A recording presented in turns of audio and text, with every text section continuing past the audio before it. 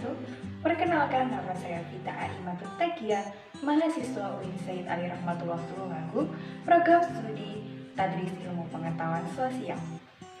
Sebelum kita memasuki pembelajaran, marilah kita berdoa terlebih dahulu agar pembelajaran pada hari ini berjalan dengan lancar. Berdoa mulai. Berdoa selesai. Oh iya, apakah kalian pernah mengunjungi kebun binatang? Jika pernah, di kebun binatang ada apa saja ya? Ya, ada hewan dan ada tumbuhan. Hari ini kita akan belajar mengenai flora dan fauna di Indonesia.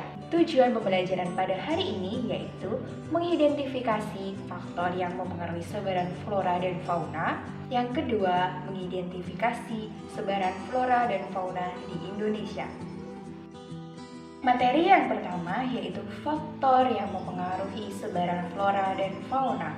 Faktor yang mempengaruhi sebaran flora dan fauna dibagi menjadi 4. Yang pertama yaitu iklim, kedua tanah, ketiga faktor fisiografi, dan yang terakhir biotik. Kita mulai faktor yang pertama yaitu iklim.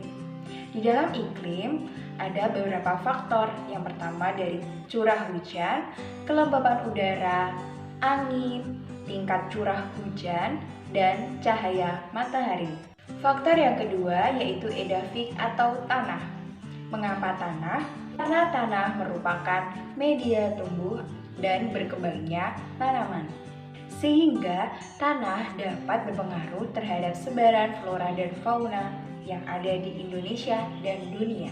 Faktor yang ketiga yaitu faktor fisiografi. Faktor fisiografi yang berkaitan dengan persebaran makhluk hidup yaitu ketinggian tempat dan bentuk wilayah. Sedangkan faktor yang terakhir yaitu faktor biotik. Faktor biotik ini ada 3 peran, yaitu ada manusia, tanaman, dan hewan. Kedua, persebaran flora dan fauna di Indonesia. Persebaran flora dan fauna di Indonesia ini dibagi menjadi 3. Yang pertama, daerah paparan sahul, yang mana biasa disebut Indonesia bagian timur. Kedua, daerah peralihan, yaitu Indonesia bagian tengah. Dan yang ketiga, daerah paparan Sunda, yaitu Indonesia bagian barat. Yang pertama yaitu flora di daerah paparan sahul, tepatnya di Pulau Maluku dan Papua. Ciri-ciri daerah paparan sahul ini, floranya bersifat australis, ketinggian pohonnya yang rendah, dan banyak semak belukar. Kedua, daerah peralihan atau di Pulau Nusa Tenggara.